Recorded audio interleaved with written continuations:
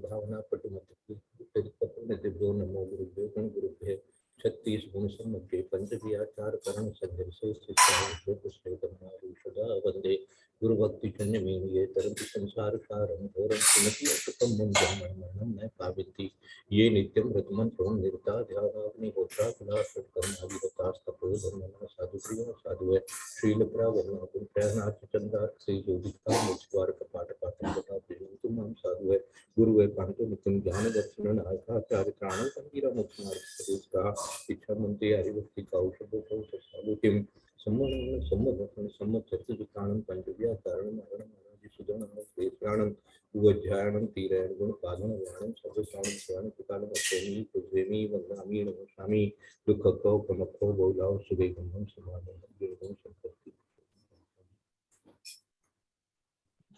प्रणमीय शिरसाणेमि गुणरयण विभूषणं महावीरं समत्तरेण निलयं पैडिसम्मुखितं वोक्षं नम्यूणनेमि चन्दम् असहाय परिक्रमं महावीरं बन्धुदेशत्तजुक्तम् ओगादेशे तवं वोक्षं बोले देवादिदेव नेमिनाथ भगवान की जय बोले देवादिदेव महावीर भगवान की जय हरे कुंद कुंद स्वामी महाराज की जय बोले आचार्य नेमिचंद्र सिद्धांत चक्रवर्ती गुरुदेव की जय बोले आचार्य गुरुवर विद्यासागर महाराज की जय बोले आचार्य गुरुवर वर्धमान सागर महाराज की जय बोले कारिका आदिमती माता जी की जय सरस्वती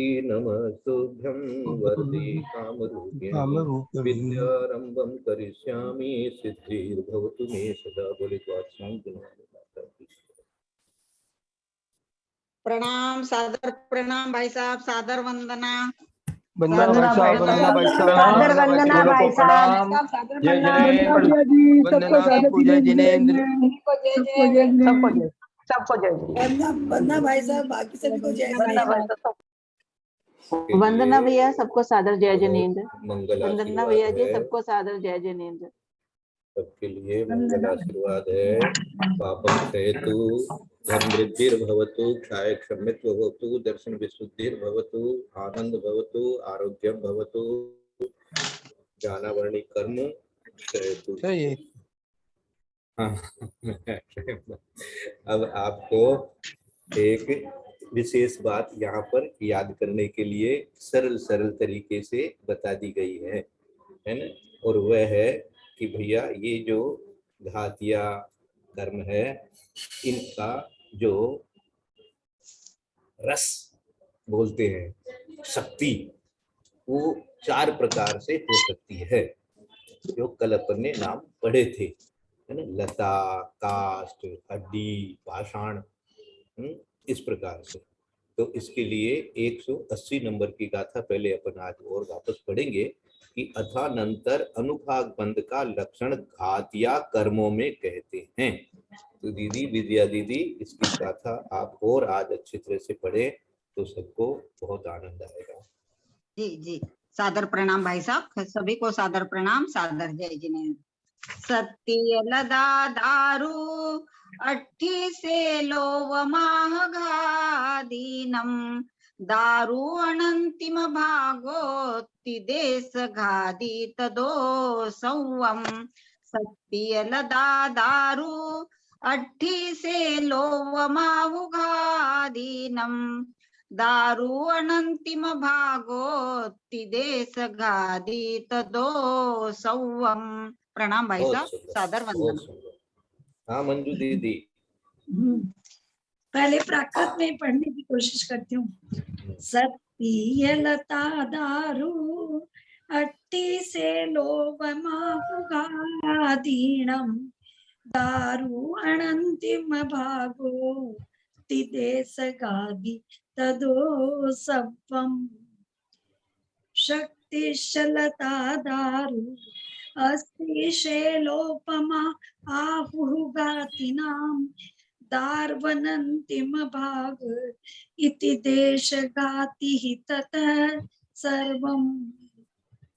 घाती ही में विसर्ग तो नहीं है, कहाँ हमारे तो नहीं है। देश घाती में विसर्ग नहीं है, तो कि देश घाती बोलना। है है भाई साहब, संस्कृत है। वाले में है भाई साहब। देश हाँ, घाती ही है। है। अच्छा, हमारी पुस्तक हमारे में तो नहीं नहीं है, है, हमारे भी नहीं है। वो हमारी पुरानी है। पुस्तक में नहीं है। हमारे अच्छा। किताब में है। अच्छा, है। कोई बात नहीं, चलिए। तो दर्शन अंतिम भाग लिखा है, भागो आप बोले हैं, तो कोई बात भाग्य नहीं। नहीं, अच्छा पता नहीं। हाँ हाँ, दारव नंतिम भाग इति इति देशगाती ततः सर्वम। सर्वम। देशगाती ततः, तो देशगाती या देशगाती ही जो बोल दिया तो। अब यहाँ ये बहुत सरल सरल तरीके से समझा रहे हैं कि भैया ये 4 नाम जो है इनसे आप अच्छी तरह परिचित हैं, और सब तो हमने इतने सारे नाम वगैरह पहले आपको बताए हैं, तो वो सब नाम तो आपको याद रहते हैं, नहीं भी रहते हैं, लेकिन ये 4 नाम तो जो है बहुत कॉमन नाम है, याद रह जाएंगे, सरल सरल से बताएंगे। लता मानी जो टहनी होती है ना, जैसे पत्तों से टहनी कर देते हैं। और उसके बाद में काष्ठ, काष्ठ मानी काठ, लकड़ी है। और उसके बाद में हड्डी, और हड्डी से भी ज्यादा पाषाण, पत्थर जिसको बोलते हैं। तो पत्थर सबसे हार्ड है, पत्थर की लकीर कह देते हैं। तो भैया कसाई इतनी जोर से बंधी हुई है तुम्हारे, तो पत्थर की लकीर हो गई। इतना मान है, इतना अभिमान है, इतनी माया है, इतना क्रोध आया है, जो भी। तो इस प्रकार से, और हड्डी भी जैसा हो सकता है, और काठ जैसा भी हो सकता है, और लता जैसा भी स्वभाव हो सकता है। ये मुख्य रूप से घातिया कर्मों के लिए यहाँ पहले बता रहे हैं 180 में। और उसके बाद में 181 में मिथ्यात्व प्रकृति में, क्योंकि 3 प्रकृतियां हो जाती है मिथ्यात्व की, तो यद्यपि वो भी है तो घातिया ही, लेकिन उसमें सम्यक प्रकृति भी आती है, सम्यक मिथ्यात्व भी आती है, तो उसके लिए एक अलग गाथा 181 में मिलेगी अपने को। यहाँ पर कह दिया सत्ती ये लदा दारू अट्ठी सेलोवम आहु घादीनम। तो सत्ती मानी शक्ति, ये मानी जो कहिए, च कहिए, जो भी। लदा मानी लता, दारू मानी काष्ठ जिसको बोलते हैं, दारू बोलते हैं इसको, है काठ को। और अट्ठी मानी अस्थि, अस्थि कहिए, हड्डी कहिए। सेलो मानी सेल मानी पाषाण होता है। मैं आहु गादीनम, ऐसा इनके समान है। मैं आहु मानी समान ले लेना, गादीनम मानी गाधिया घातिया कर्मों के लिए। और अब ये तो एक जनरल सिद्धांत हो गया। अब इसमें जो लता कहाँ तक है, काठ कहाँ तक है, फिर हड्डी कहाँ से शुरू होती है, और ये है, तो उसके लिए भी एक लाइन नीचे और समझाई गई है कि दारू अंतिम भागोत्ति देश गादी तदो सब्बम। तो ऊपर की लाइन का अर्थ तो अपने को अच्छी तरह आ गया कि शक्ति है लता, दारू, अस्थि, सैलम के समान घादीनम, घातिया कर्मों की। अब दारू अंतिम भागोत्ति देश घादी तदो सब्बम। अब घातिया कर्मों में अपन सब जानते हैं कि देश घाती भी होते हैं और सर्वघाती भी होते हैं। तो देश घाती जब होगा तो थोड़ा क्षयोपशम जिसको अपन कहते हैं, थोड़ा उघाड़ होगा और थोड़ा ढका हुआ रहेगा। जैसे अपने मति ज्ञानावरण का है, श्रुत ज्ञानावरण का है, तो ये इसमें सर्वघाती स्पर्धक भी है, देशघाती स्पर्धक भी है। तो जो देशघाती स्पर्धक है वो अपने को थोड़ा ज्ञान करा देते हैं। इसी प्रकार इन्होंने अवधि ज्ञान के लिए दिया कि जिसको अवधि ज्ञान है ही नहीं उसके लिए तो सर्वघाती उदय में चल रहे हैं, केवल ज्ञान है ही नहीं तो सर्वघाती ही चलेंगे, और मनप्रय ज्ञान भी नहीं है तो उस संबंधी सर्वघाती उदय में चल रहे हैं। इसलिए वो पूरी तरह से ये सब क्या है, ज्ञान क्या है, ज्ञान आत्मा का स्वभाव है। तो जो स्वभाव का घात करे, इसी तरह से दर्शन भी एक आत्मा का स्वभाव है, जो दर्शन का घात कर देवे, निद्रा आ जावे, है ना, प्रचला हो जावे, आंख किसी की खराब हो जावे तो चक्षु दर्शन उसका खत्म हो गया, 4 इंद्रिय जीव ही नहीं है, 3 इंद्रिय जीव है, तो उसके तो पूरा चक्षु दर्शन वर्ण जो है पूरा का पूरा ही सर्वघाती के रूप से उदय है। इस प्रकार से अपन विचार कर लेंगे तो सर्वघाती क्या है, देशघाती क्या है, इस प्रकार से अपने को ज्ञान में अच्छी तरह से आ जाएगा।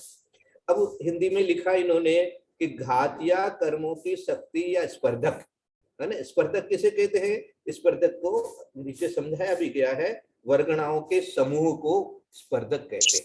यानी जो कर्म की वर्गणाएं हैं उनके समूह एक साथ होकर के, तो एक साथ होकर के आते हैं, ऐसा जो समूह है उन स्पर्धकों में से कुछ समूह ऐसे हैं, कुछ स्पर्धक ऐसे हैं जो लता रूप से उदय में आकर के काम करते हैं, कुछ स्पर्धक जो है वो काष्ठ रूप से उदय में आकर के काम करते हैं, कुछ स्पर्धक जो हड्डी रूप से आकर के काम करते हैं, कुछ सेल रूप से आकर के भी काम करते हैं। तो इसलिए घातिया कर्मों की शक्ति मानी ये शक्ति का रूप हो गया एक तरह से।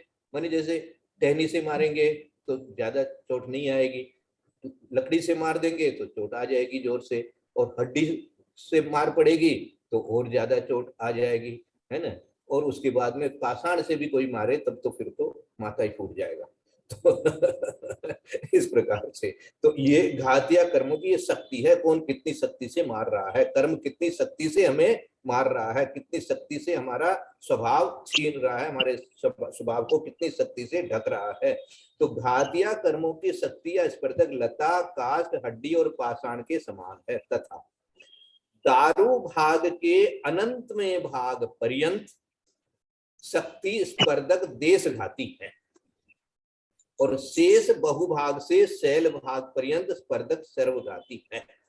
इसी को प्राकृत में दिया गाथा में कि दारू अंतिम भागोत्ति, ति मानी पर्यंत, पर्यंत कहां तक? दारू अंतिम भागोत्ति। अब दारू क्या है? दारू 2 नंबर में दिया है। पहला नंबर में क्या है? लता है। तो लता जो है वो तो पूरा का पूरा देशघाती हो गया, और जो दारू है उसका खाली अनंतवां भाग, अनंतवां भाग। जैसे मान लो दारू के स्पर्धक 100 है और अनंत 10 है, तो 10वां भाग, तो 10वां भाग मानी 10। तो पहले वाले में से तो पहले दारू के जितने हैं वो सारे के सारे देशघाती माने जाएंगे। दारू रूप से उदय में आएगा तो नियम से देशघाती रूप से ही आएगा, हमको पूरी तरह से घात नहीं करेगा। लेकिन देखो बात भी सही है कि दारू मानी लता मानी टहनी है ना, तो उससे अपन कितनी जोर से मार ले तो कुछ फर्क ही नहीं पड़ने वाला है ना, कोई फर्क नहीं पड़ता। लेकिन लकड़ी है, अब लकड़ी की लेकिन थोड़ी धीरे से मारे तब तो फिर भी चल जाए, है ना। लकड़ी की स्केल होती है तो स्केल से मार देते थे स्कूल में बच्चों को, तो कोई फर्क नहीं पड़ता था। लेकिन वही मोटा डंडा से मार देवे तो लकड़ी में भी ताकत इतनी है कि वो भी बहुत घात कर सकती है। तो अनंतवां भाग जो है लकड़ी वाले का, उदाहरण के लिए बता रहे हैं, तो दारू का अनंतवां भाग है वो तो देशघाती है, और बाकी का जो भाग है वो जैसे उदाहरण किया तो बाकी जो 90 वो है वो सारा का सारा सर्वघाती है। और फिर उसके बाद में हड्डी वाला जो है वो भी सर्वघाती है, और आगे जाकर के पाषाण वाला सर्वघाती है, वो भी सर्वघाती है। तो ये इस प्रकार से इन्होंने बहुत अच्छी तरह से इस गाथा को समझा दिया, और ये याद भी रह जाएगा, कोई कठिन बात नहीं है। साधारण भाषा में समझे हुए रहेंगे तो इसको अच्छी तरह से अपन पचा सकते हैं।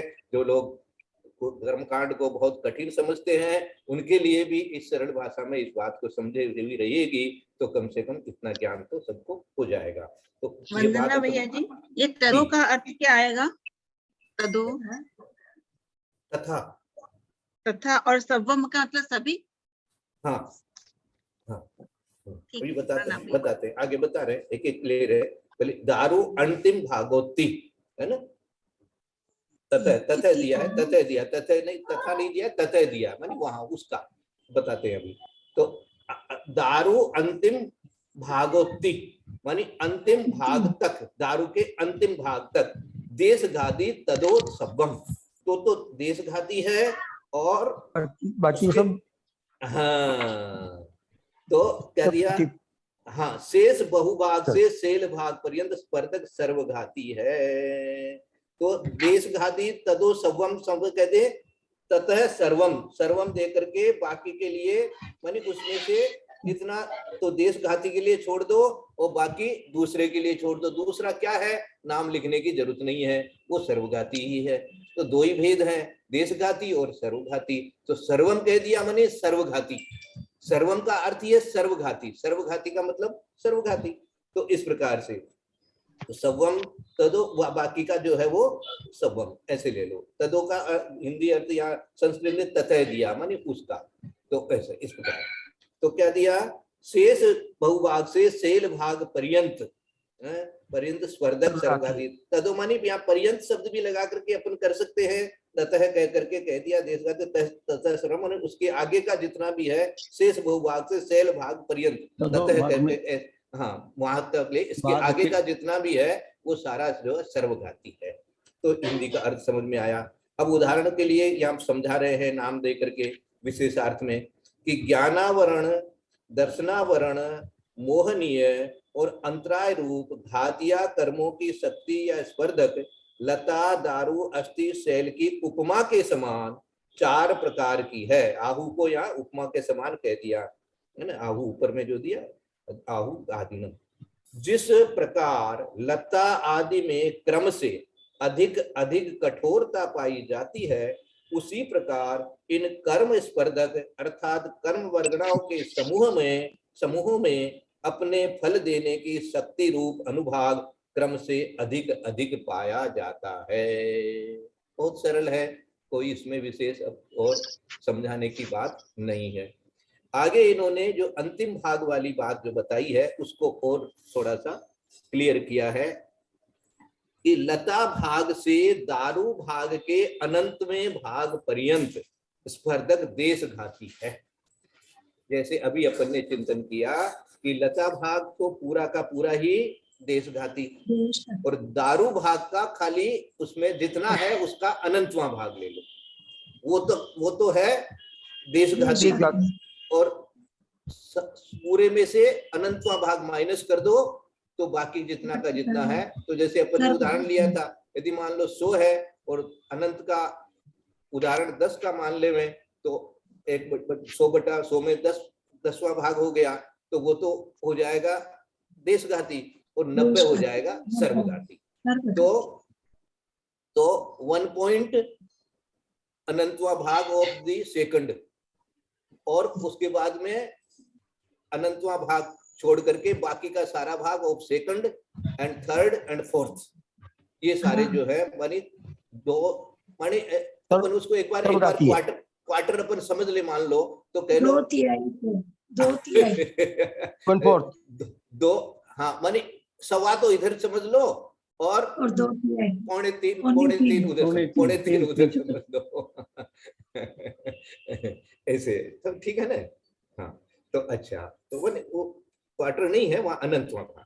लता भाग से समझने के लिए कि ताकि जिसको कंसेप्ट समझ में आ जाए, लता भाग से दारू भाग के अनंतमय भाग पर्यंत स्पर्धक देशघाती हैं। इनके उदय होने पर भी आत्मा के गुण एक देश रूप से प्रकट रहते हैं। ये देशघाती का मतलब है। देशघाती मानी आत्मा के गुण प्रकट रहेंगे, तथा देशघाती एक देश रूप से प्रकट रहेंगे, तथा दारू भाग के अनंत भागों में से एक भाग बिना शेष बहुभाग से शैल भाग पर्यंत जो स्पर्धक हैं। एक भाग बिना माने अनंत का एक भाग उधर छोड़ दिया अपन ने, दारू में से निकाल दिया तो वो देशघाती के लिए छोड़ दिया, तो बाकी का जो एक भाग अनंतवा भाग में से एक भाग बिना शेष बहुभाग से शेष शैल भाग पर्यंत, शैल मानी पाषाण तक, शैल भाग पर्यंत जो स्पर्धक हैं वे सर्वघाती है, क्योंकि इनके उदय रहने पर आत्म गुणों का एक अंश भी प्रकट नहीं होता अथवा पूर्व गुण प्रकट नहीं होते। जैसे जहां अवधि ज्ञान का अंश भी प्रकट न हो, वहां अवधि ज्ञानावरण के सर्वघाती स्पर्धकों का उदय जानना चाहिए। और जहां पर अवधि ज्ञान और अवधि ज्ञानावरण भी पाया जाता है, मानी अवधि ज्ञान भी है और अवधि ज्ञानावरण कर्म का उदय भी है, तो ये क्या होगा, जैसे अपने मति ज्ञान भी है, श्रुत ज्ञान भी है और श्रुत ज्ञानावरण भी है। दोनों चीज चल रही है, ज्ञान भी चल रहा है और ज्ञान का आवरण भी चल रहा है, इसलिए वो देशघाती के कारण से हो रहा है।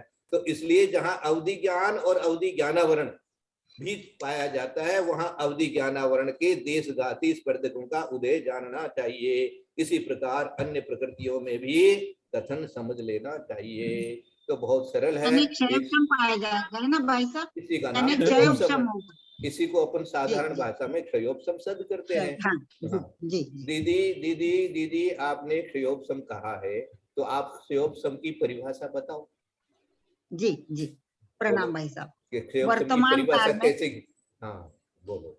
वर्तमान काल में उदय में आने वाले सर्वघाती स्पर्धकों का उदयाभावी क्षय, उन्हीं में से कुछ स्पर्धकों का सद अवस्था रूप उपशम और देशघाती स्पर्धकों का उदय होने पर जो अवस्था होती है उसे क्षयोपम कहते हैं। बहुत सुंदर, बहुत सुंदर। आप ठीक है लोगों ने भाई सबने साहब। अच्छी तरह याद बहुत कर सुंदर। रखा है। हाँ तो ऐसे इनको तो सब कुछ याद है। इनकी नहीं मेमोरी नहीं पावर बहुत अच्छी है। बहुत। ये क्षयोपम कहलाता है। तो आगे बढ़े हम। अब मिथ्यात्व प्रकृति में कुछ विशेषता है, वो समझाते हैं। तो 181 गाथा का पाठ करें दीदी। भाई जी साहब एक जी। बार ये प्रणाम। अवधि ज्ञानावरण भी पाया जाता है और अधि ज्ञानावरण के, अच्छा वो क्षयोपम के लिए याद है, ठीक। आपको आपको शुद्ध ज्ञान भी है और शुद्ध ज्ञानावरण कर्म भी का भी हाँ। उदय है। हाँ, तो समझ थोड़ा इस देशघाती के कारण से ऐसा हो रहा है। अवधि ज्ञानावरण का तो आपको कुछ भी नहीं है, तो वहां तो पूरा का पूरा सर्वघाती मात्र है आपके उदय में। मनप्रय ज्ञानावरण का पूरा सर्वघाती उदय है। केवल ज्ञानावरण का पूरा जब तक 12वां गुण स्थान पार नहीं होता है तब तक सबके पूरा का पूरा ही रहता है। केवल ज्ञानावरण में देशघाती होता नहीं है। वहां थोड़ा उघड़ जाए, थोड़ा ढक जाए, वहां देशघाती नहीं चलता है। वहां तो केवल ज्ञानावरण या तो पूरा ही जाएगा और या पूरा का पूरा बंद ही करके रखेगा। तो ये सारी जो दूसरी अपनी क्या बोलते हो इसको, प्रकृतियां है, मति ज्ञानावरण की, दर्शन श्रुत ज्ञानावरण की, और ये जो कर्म प्रकृतियां हैं, इनमें थोड़ा देशघाती भी होता है, थोड़ा सर्वघाती भी होता है। तो जितना सर्वघाती उदय है उतना अपने को नहीं दिख रहा है, जितना देशघाती उदय है उतना अपने को ज्ञान चाहिए। मना पर्याय ज्ञान में क्या अपेक्षा लेंगे? मना पर्याय ज्ञान में सर्वघाती। हाँ, उसमें नहीं, सर्वघाती आएगा। अपने हिसाब से सर्वघाती है, अपने नहीं, हिसाब से अपने सर्वघाती हिसाब है। से तो है, अपने हिसाब से तो है, पर जो क्या बोलते हैं, जिनके होता है, जिन मुन्नी मुनिराज को महाराज, होता मुन्नी है, महाराज के, उनके भी एक देश ही होगा ना। नहीं उनमें भी देखो दो प्रकार, मनप्रय ज्ञान दो प्रकार का होता है, ऋजुमति विपुलमति। ऋजुमति और विपुलमति। विपुलमति के तो पूरा ही नाश ज्यादा हो होता गया, है मतलब क्षयोपम है। मन पर ज्ञान कम ज्यादा होता है हंसी का मतलब क्षयोपम है। और एक मुनिराज के दूसरे मुनिराज में। हाँ। भाई साहब प्रणाम। मैं ये बोल रही थी कि जहाँ क्षयोपम होना है वहाँ देशघाती और सर्वघाती दोनों तभी क्षयोपम होगा। हाँ यही तो आपने परिभाषा बताई अभी। हाँ, दोनों होंगे तभी तो क्षयोपम बनेगा, नहीं तो क्षयोपम नहीं बनेगा। हाँ। फिर उदय या क्षय बनेगा, उपशम बनेगा, ऐसा। बहुत अच्छा, बहुत अच्छा। जी प्रणाम भाई साहब। तो अब आप 181 में आइए। जी जी करें उच्चारण।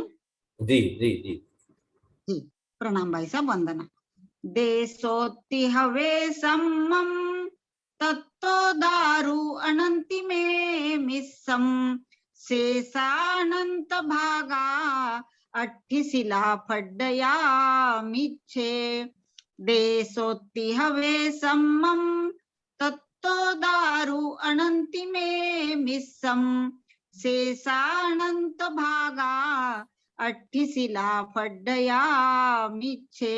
प्रणाम भाई साहब, सादर वंदना। हाँ मंजू जी।